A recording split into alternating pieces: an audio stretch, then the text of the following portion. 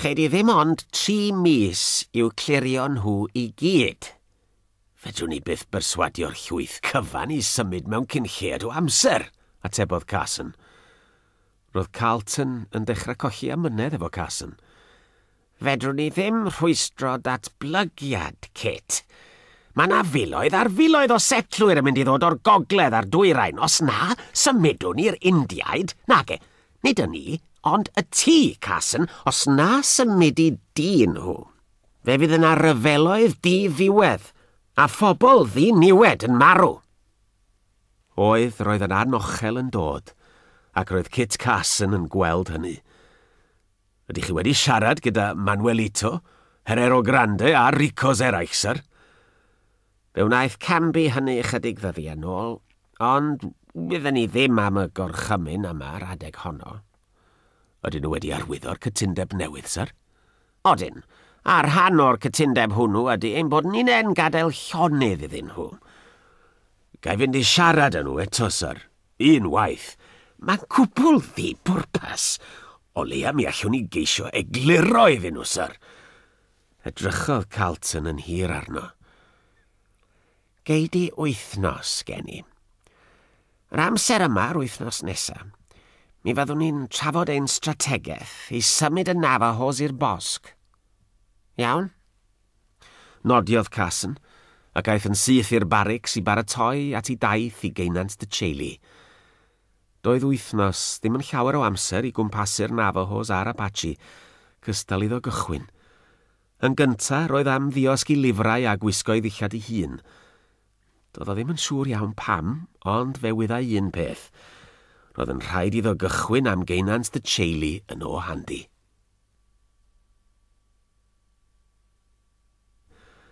Roedd Chico'n teimlo'r bywyd yn araf ddiferi ohono. Gwyddai fod wedi colli llawer o waed a theimlai'n hollol wan. Ceisiodd gadw'n llonydd, ond roedd o eisoes wedi ffroeni'r bleiddiaid, ac wedi clywed yn nesau ato. Roedd gwaed yn diferu o'r clwyfain I benaglinia ac o'i geg. Ceisiodd agor I lygaid, ond roedd yr heini'n llawn gwaed hefyd. Wedi agor a chai lygaid yn ffyrnig am eiliad neu ddwy, gallai weld rhai o'r bleiddiaid yn dynesu. Yn araf bach roedden nhw'n dod. Ffroeni, yna dod ato mewn cylch. Unrhyw funud, unrhyw eiliad, roedd yn disgwyl clywed brath y danedd miniog yn rhwygo cnawd ei wddf. Roedden nhw'n nesau, a'i cegau'n glyfoerio.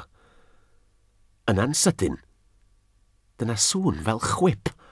Syrthiodd un o'r bleiddiaid ar lawr, a saeth trwy wddf. Neidiodd 2 neu 3 o'r lleill arno'n syth a'i larpio. Sŵn fel chwip yr eildro, ac roedd ail flaidd yn gwingon belen ar lawr a saeth trwy wddf yntau. Mewn chwinciad roedd y lleill wedi heglu hi. Welodd Chico mwyach I bwyr, aeth popeth yn ddi, ond fe glywodd eiriau tyner yn iaith yr Arapaho, wrth iddo gael ei dorri'n rhydd a'i ollwng yn araf o'r goeden. Pan ddaeth ato ei hun, roedd yn gorwedd ger tân poeth agored, a gallai glywed gwres y tân yn cynhesu I gorff. Roedd par o freichiau cryfion yn gafael yn ei ysgwyddau, a llaw arall yn dal I geg yn agored. Hanner agorodd ei lygaid, a gwelodd y dyr poeth yn dod at ei geg. Stranciodd, ond I ddim pwrpas.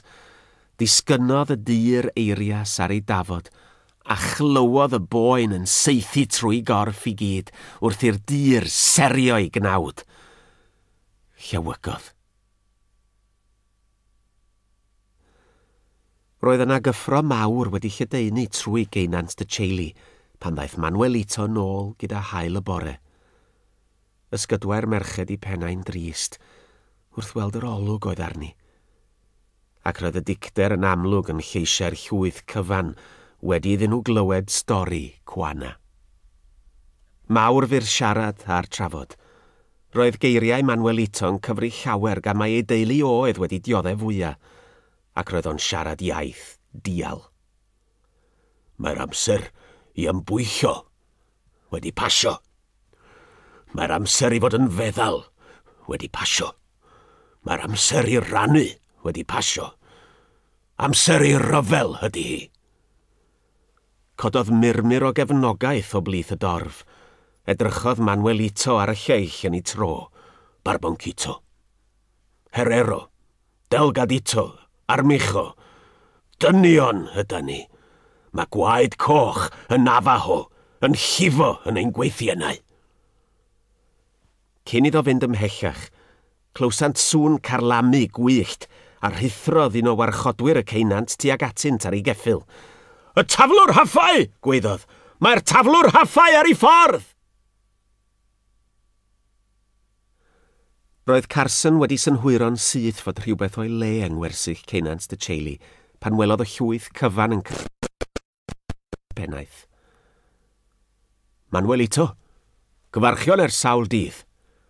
Dydy'r taflwr haffau ddim wedi dewis diwrnod da i ymweld â'r Navajos. Mae poen yn dy lais ac yn dy lyged, Manuelito. Edrychodd o'i amgylch. Mae dy bobl yn rhannu dy boen. Oedodd cyn ychwanegu. Mi hoffwn unne rannu dy boen. Amneidiodd Manuelito arno i ddisgyn oddi ar ei geffyl a dod at y cylch wrth y tân. Yna galwodd ar Cwana. Dywed y stori, Cwana. A dywed hi i gyd. Am chwarter awr bu Kit Carson yn gwrando ac yn gwingo. Y capten Victor Dix oedd y milwr oedd yr hen wraig wedi ddisgrifio. Oedd roedd Carson yn ysgwyd gan gynfaredd pan orffennodd Cwana i stori. Manuelito, rwy ti ath gefndryd yr Apache wedi dioddau cam mawr. Ond fel ymhlith y Navajos, mae yna ymhlith y cotiau glas, ddynion drwg. Mae'r cotiau glas i gyd yn ddrwg.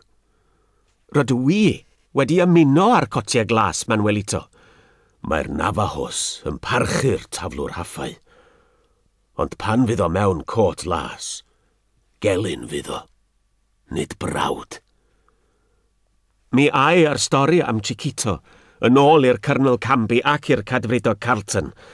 Rydw i'n meddwl fy mod i'n gwybod pwy yw'r dyn a arweiniodd y lladd. Dylai gael ei gosbi. Mae yna sôn am ryfel. Na, Manuelito. Nid dyna'r ffordd. Beda'r Manuelito na'r Navajos, na'r Apache fyth ennill. Ai dyna pam mae'r taflwr haffau yma? Roedd Herrero Grande wedi camu i'r cylch. Edrychodd Kit Carson ar Herrero Grande a nodio i ben yn araf. Fe ddaw yna ddynion gwyn, nifer fawr o ddynion gwyn, mwy o rif na'r hif y ser, yn llawer mwy o rif na'r hif y Navajos, yr Apache, yr Arapahos, y Mescaleros, y Sioux, yn gan gwaith mwy. Ac fe fydd y taflwr haffau yn ymladd ar ei hochor nhw. Rydw i yma i gynnig bywyd newydd i chi, Manuelito. Darn o dir y gallwch chi alw'n gartre. Darn o dir na fydd gan y dyn gwyn hawl iddo o gwbl. Bosg Redondo.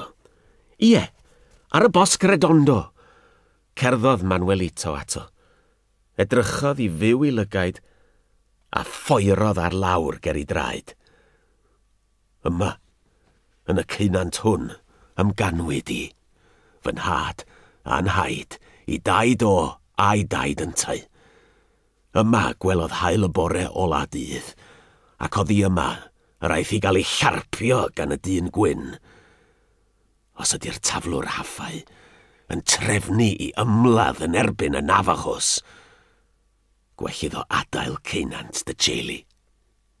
Rwan. Bu Tanwa a Benito yn gofalu am Chico am 8 niwrnod cyn iddo ddadebru.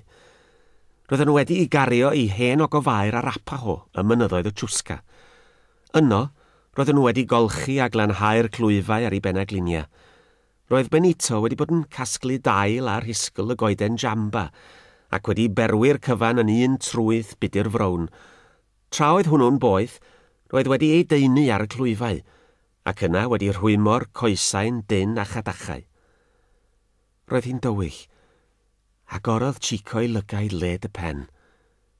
Ceisiodd weiddi, Ond roedd ei geg yn llawn. Llyncodd ei boer. Roedd rhywbeth o'i le. Estynodd fus at ei geg a seithodd poen trwy gorff i gyd. Estynodd ei law at ei ben glin a seithodd chwaneg o boen trwyddo. Yna cofiodd. Milwyr y cotiau glas. Y tân. Y ffrwydrad a'r bleiddiaid. Yna roedd rhywun wrth ei ymyl yn ei ymgeleddu. Roedd Tanwa yno'n gafel am ei ysgwyddau ac yn gweiddi. Benito! Mae o wedi deffro! Gola! Ac yng ngolau ffagl Benito, y sylweddolodd Chico ei fod ymhlith cyfeillion. Ceisiodd siarad, ond rhyw sŵn rhyfedd yn unig a ddeau o'i geg. Ceisiodd godi, ond roedd yn rhy wan. Llwyddodd i estyn i law a'i rhoi ar fraich Tanwa. Gwasgodd. O hynny mlaen roedd Chico'n cryfhau bob dydd. Ni allai sefyll na rhoi pwysau ar ei goesau, ond doedd dim a taliau ei feddwl rhag cynllunio gwau a dinistr i'r cotiau glas. Glywys di rhywbeth am hael y bore? Ysgydwodd yr Arapaho i ben. Dim. Un bore pan ddeffrodd Chico, roedd Benito wedi diflannu. Doedd e ddim wedi meddwl dim am y peth gan y byddai Benito mynd i hela neu gyfarfod ar mescaleros weithiau. A hitha'n nosi a Benito'n dal heb ddychwelyd, mynegodd Chico i bryder wrth Tanwa, gwenodd hwnnw arno. Fe ddaw. Y fori, falla drenydd. Fe ddaw. Ac fe ddaeth.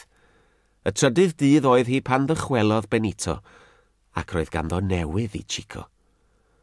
Cododd hwnnw ar ei eistedd yn syth pan glywodd ei newydd. Roedd Benito wedi penderfynu mynd i Geinant dy Cheili. Roedd wedi gweld Manuelito ac wedi hysbysu fod Chico'n fyw ac yn gwella o'i anafiadau wedi iddo fod mewn brwydr yn erbyn y cotiau glas. Roedd o hefyd wedi gweld hael y bore. Suddodd Chico nôl i'w wely gyda gochenaid o ryddhad. Roedd hael y bore'n fyw felly.